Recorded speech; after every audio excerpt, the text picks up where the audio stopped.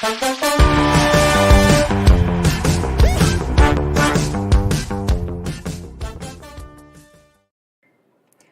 to Live with Crabtree Coaching Collaborative, your compass for educational excellence. Now, as instructional leaders, we want to avoid that overwhelming sense of burnout and exhaustion because of all of those different competing priorities. We want to avoid our staff members becoming utterly frustrated because they cannot keep up with the demands. And let's face it, we want to avoid just having that lack of confidence because we don't feel like we're making any progress. That's why you're here, right? My name is Alyssa Crabtree, and with over 16 years of experience, I am here to help you gain clarity, amplify your learning like never before, and hone in on intentionality. This is where transformation begins, and excellence is always the standard. Remember, we are in this together, my friends, so let's do this thing. Hey everyone, happy Thursday. I hope you have had a thrilling Thursday and that everything has gone your way. So tonight I am coming to you solo because I want to talk about the power of feedback. And this all happened because today I was writing emails, and one of my emails I was talking about feedback, and I was like, you know what? This is a conversation that I have with instructional coaches and administrators quite often. And I just want to explore this topic with you. So if you are joining us live, or even if you're catching the replay, I'm going to ask that you enter your questions as we go through this, share your ideas, but we are going to dive into the wonderful world of feedback. And the first thing we're going to address are the 5 things that we have to stop doing when we think, or what we have to stop doing these 5 things because we are assuming that this is quality feedback, and we're assuming that teachers are going to be motivated to continue with the feedback. However, it's not the case. And I'm going to tell you, I've done a lot of research on feedback, and I've had a lot of experience giving it and receiving it. And we know that feedback is one of the number 1 ways to grow. That's the whole purpose of feedback. But I'm here to tell you, as an adult with multiple degrees, oftentimes that feedback has to come from someone that I trust. Most definitely. I want you to think about it. Think of your own profession, whether you are in education or in another profession. If someone who has never stepped in the arena, as Brene Brown talks about it, if someone has never stepped in the arena with you, are you going to take their feedback? No. And so when we are talking about feedback in the education world and providing teachers with feedback, there are some valid reasons as to why they might not accept that feedback. And the way that I began thinking about feedback and really trying to strengthen how I provide feedback to others came from my own experience of receiving feedback. So I was working as a campus instructional coach, and I remember getting extremely frustrated because teachers were not running with the feedback. And I was like, man, we've been talking about this. I've been suggesting this. I've been modeling this. But as soon as we were done with the coaching cycle, or worse, they just ignored it altogether, they did not continue with that feedback. And guess what? The problem that they were having persisted, and it kept going on. And I just kept thinking to myself, oh my gosh, if you just did this, I keep telling you to do this. If you just did this and stuck with it, guess what? Those problems would be resolved. But then I had my own feedback conversation with my appraiser. And my appraiser was very kind, absolutely adored this person. However, as they were going through the feedback, in my mind, I kept thinking, one, that ain't gonna work. And then I was even thinking, dude, you don't even know the whole story. And then I even thought, I don't necessarily trust your instructional capacity. So those were all the things going through my head. And I like to consider myself someone who receives feedback fairly well. I am always seeking feedback. I want you to give me feedback tonight. Tell me how I can make these videos stronger. But I was frustrated, but in my emotions or in my reaction to that feedback, I started thinking, oh my gosh, this is how teachers feel when I'm giving them feedback. And you know what? They have a point. So, I'm going to talk to you a little bit about self determination theory because I can tell you adults are hard. They're difficult. They can be hard to coach sometimes. And I often get instructional coaches and even administrators asking me, Alyssa, how do I motivate them? Like, it's like they don't care. It's like they don't want to do this, or they're just not listening to me. And does that sound familiar? Does it sound like our students sometimes? Yes. But when we look at the factors that motivate adults, there are three things that will motivate adults. And I'm here to tell you, it ain't a tray of food. It is not a cart that walks around the campus with some snacks on it. Is that nice? Absolutely, that is nice. I greatly appreciate a Diet Dr. Pepper in the middle of the day. Like, those things are nice, but they're not motivators. What are motivators for adults? Autonomy. If you are someone who is a micromanager, if you are someone who wants to make all the decisions, if you are someone who just wants to tell people what to do, you will experience zero growth with those that you lead. Autonomy is huge, and trusting that they will learn, that they will grow. And you know what? If you give them that space to have autonomy, they're going to take your feedback. Relatedness. They need to know why, how does this relate? When that administrator was providing me with feedback, I remember thinking, that's not even what I do.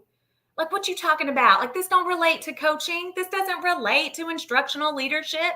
And so, and how many of you have attended PDs where it was not relevant? And then you get angry and you're like, oh, I just wasted a whole day sitting here in this PD. It happens. Just like students, just like adults, we want feedback that is related to our needs, And then the third thing is competence. I need to know that I can do it, and I need to know how to do it. Those are two big things.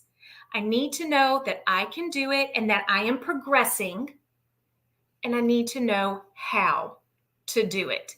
And I'm here to tell you, you cannot assume that people understand the meaning that you are hoping to convey. So we're going to get into modeling and checklists in this as well, because I will tell you, I have said something as small as, hey, have the kids do a turn and talk. And you think turn and talk. But what they did was not a turn and talk, but they thought it was. And so we're going to talk about those concerns as well. But here's where it all comes together. These are the five things that we have to stop doing when providing feedback if we want it to stick, if we want that feedback to really matter to teachers. So let's get into it. The first thing, stop looking at all the problems. Stop going into classrooms and being like, oh my goodness, they should have done this. They could have done this. They should have done this. I have sat down next to a lot of coaches. We'll go into classrooms together. One of the services that I provide is going on campuses with instructional coaches and doing class walks and coaching them through coaching. And I sat down with this math instructional coach, and we get into this classroom, and she started nitpicking everything. She was like, oh my goodness, she should have done this. She could have done this. She could have done this. She was writing it all down. And I just had to look at her when we went back to calibrate our feedback. And I was like, girl, slow down. We are looking at one thing. One. So when you go in, what I'm going to ask that you do is go in with one lens. And this needs to be a lens that the teacher has determined. I'm going to say that again. This needs to be a lens that the teacher has chosen, not a lens that is, oh man, you know what? Everyone needs to be working on this. So I'm going to go in and that's going to be my lens. Because what did I tell you at the beginning is an adult motivator? Autonomy. And if a teacher says, hey, Alyssa, I want you to come in and give me feedback on this, how much more likely are they to follow through with that feedback than if I just went in all willy-nilly and gave them one area of feedback? So stop looking at all the problems, understand the teacher's goal, and that is the feedback lens that you are going to address. It makes it more manageable. It's less overwhelming for teachers. That is where you want to stay. All right, number 2. Oh, let me put up my first stop. I have my little banners and I missed it. I'll put it up in a second. So my second one is stop providing just glows and grows. Oftentimes we walk into classrooms and I always hear glows and grows is like one of the most standard forms of feedback that we hear. We teach students how to use glows and grows. We use glows and grows when going into classroom observations. But here's the deal. Glows and grows are nice, especially the glows. We always want to point out what the teacher is doing well. Again, though, I'm going to ask that you use the lens of reference. The lens that the teacher has chosen, that's where you're going to provide some glows. Now, you can also provide glows around other areas because those are behaviors that you want them to continue. But I'm going to caution you, please don't give blanket feedback where you just say, oh, all the kids were engaged. I love how you had them engaged. Be very specific.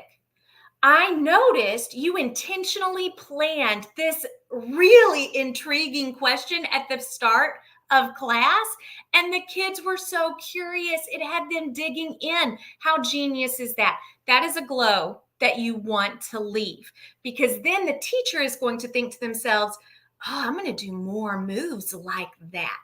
So you want to give very specific glows. Now, let's talk about the grows. I'm going to change that to just grow because there's only one. You just don't want to inundate them with tons and tons of feedback. One grow. And I want you to center it around, obviously, the teacher's goal. And then you're going to provide them with action steps. Step 1, do this. Step 2, do this. Step 3, do this. When you provide them with those individualized steps, then what happens is the teacher can immediately turn it around with some guidance. If it's simple, we want it to be simple. Now, I'm always going to say, if you are providing complex feedback, you need to have one-on-one meetings with that teacher. You need to be modeling all of that stuff. But if it's just a goal that y'all have been working on for a while and you just need them to clean something up a little bit, I'm going to include the action steps. Because again, I can say your grow is to get the kids talking more. That could mean so many things. And as someone who I've been a junior high teacher forever, if I have 42 stinky 8th graders in my class and my coach just says, get them to talk more, well, geez Louise, they already talking. So there are some different ways that we need to approach this. And one of the number one ways that we can strengthen our feedback is to provide them with clarity on the action steps. Because remember, one of the key motivators for adult learning is competence. How do I do this? And can I do this? So that's huge. I want you to keep that in your back pocket. Now, the third thing that we need to stop doing is stop pushing for teachers to enroll in coaching cycles. I am a huge coaching cycle fanatic. I love coaching cycles. It's my bread and butter. It's what I've been doing forever. But here's the kicker. Instead of pushing for them to be in coaching cycles, I'm going to pull them in to coaching cycles. The more and more that I get into business school and like I'm learning more about how to run a business, one of the things that is continually said is people do not buy, people do not like to buy, or no, hold on. People do not want to be sold to, but they do like to buy. So if we are pushing, and we're getting a little too pushy, they're going to back away. However, if we can pull them in to see clear reality, they're going to want it. They're going to want that sucker. They're going to come to you like, let's do it. And the number one way that I do this is through conversations around their ideal class environment. Jim Knight has a beautiful coaching question that it's always my go-to. What is it that students are currently not doing that you want them to do? What would make your life easier? And when I can get teachers to visualize that picture and they can talk about all the ways, all the things that they want the kids to be doing that would make their life easier. And then I can ask, how would that make you feel if they started doing it? And I get conversations like, oh my gosh, that would make me feel so good. I wouldn't leave so exhausted. Let me tell you, I can make that a reality. Are you ready to take that journey with me? And they're like, hold on, we can make that happen? Yes, we can. Let's go through a coaching cycle. Well, okay. So there is a strategy to get teachers enrolled in coaching cycles because I pulled them in. I'm not pushing it on them. I'm not forcing them into a coaching cycle. Now, we have to stop choosing the teacher's goal. I know that it is very easy for us to be like, oh, they need to work on this. Unless they are on a growth plan, we do not need to be choosing the teacher's goal. And even then, I'd kind of argue that there needs to be some autonomy there. But remember, adult motivators, one of them is autonomy. It needs to be something that they have invested in, something that they believe in, not something that was thrown on them. And I'm going to take it back to that relevance. Oftentimes, people might have the mindset of, how does this even relate to me? How does this, you've only come in for 15 minutes of my class period. You don't know the whole picture. So this is not relevant to my true needs. And as an administrator or an instructional coach, you might think that you know, but if they're not buying it, it ain't going to happen. And they're not going to be motivated to do it. So I'm going to tell you personally, if I'm going to spend 4 weeks on a coaching cycle with a teacher, I want it to be something that they are invested in and will follow through with, because my time is precious. Their time is precious. We don't want to waste it. So instead, position the teacher as the decision maker, because adults are motivated by autonomy and they are motivated by relevance. Those are two huge things that we must remember. Okay, I get some pushback on this one, but I'm going to swear by it. I'm going to tell you, put it on my gravestone when I die. Schedule your weeks. Schedule them every Friday before you leave campus or Sunday night, however you want to do it. Schedule your weeks.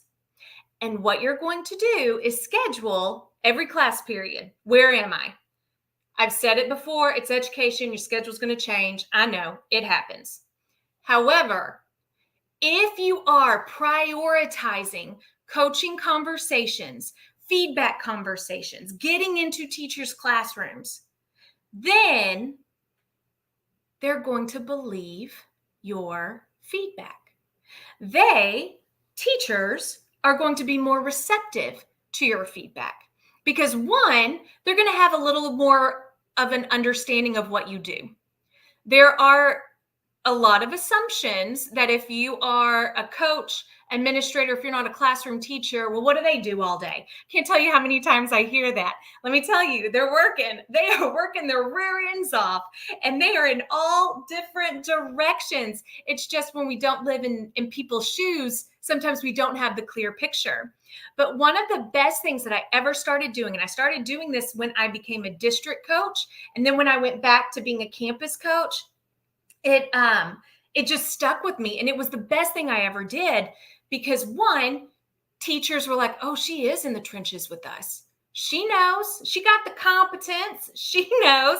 But then also I was able to have conversations with teachers that were relevant to their needs and strengthen their competence. So schedule your weeks, and then you can intentionally prioritize feedback conversations. If not, you're going in all willy-nilly, and then maybe you don't get to provide feedback in a timely manner. Maybe you are wanting to go into a classroom, but then you can't anymore. And so the teacher is like, they always stand me up. They don't come anyway. So why am I going to listen to their feedback? If you want teachers to follow your feedback, you need to be present. And the best way to do that is to purposefully plan. Purposefully plan. And that, my friend, oh, I already said this. I'm going backwards.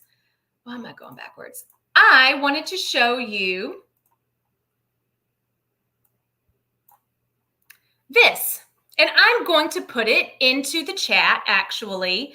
Let me copy it real quick. That's not going to help because it's not editable. Let me put it in the chat right now. Here is a note card that it's free. It is free, and it is just something you can print out. It is nothing fancy by any means, but what you can do is as you go into the classrooms, you have your focus. What's your one lens? What are the observations that you have? What questions do you have? So notice instead of glows and grows, I'm giving questions to facilitate reflection. Then I'm going to provide the action steps, and I'm going to schedule a follow-up because that's what I do. I provide follow-up. Now, I think I missed the fifth one. I'm sorry, team. I'm like all over the place tonight. So the fifth thing that I want you to stop doing is looking at, already talked about that. See, I just have a slide that is a repeat. So I'm sharing this, but I do have some comments in the chat. Let me pull up this one. Coaching cycle pressures are a real thing. I've pushed and buy-in never established. It is only work when they have quested it on their own. Oh, yes, ma'am. This is so true. And I see it all the time, but that's because it goes back to autonomy, relevance, and competence. And sometimes they don't necessarily, maybe they do know that, oh, I need to grow, but a coaching cycle sounds intimidating to them. And so that's when you want to pull them in to a coaching cycle. So I am going to ask if anyone has any questions, feel free, send me an email, send me a DM. I am more than happy to respond to those questions. And maybe you disagree with something that I said tonight. That's okay too. That's what it's all about. I want to hear your thoughts. I want to hear your ideas. That's how we grow. And of course, I want your feedback. So whether you're watching the replay or you're joining me tonight, go ahead, send me some feedback because I'm ready, because I'm asking for it. I want it. I want to grow. Go ahead and give it to me. But my friends, I hope you're having a fabulous evening. Please do not forget these 5 things that we need to stop doing. And maybe we don't necessarily stop all of it, but we make it a little stronger. We finesse it a little bit. So have a wonderful evening, my friends, and I will see you next time. Bye, everyone.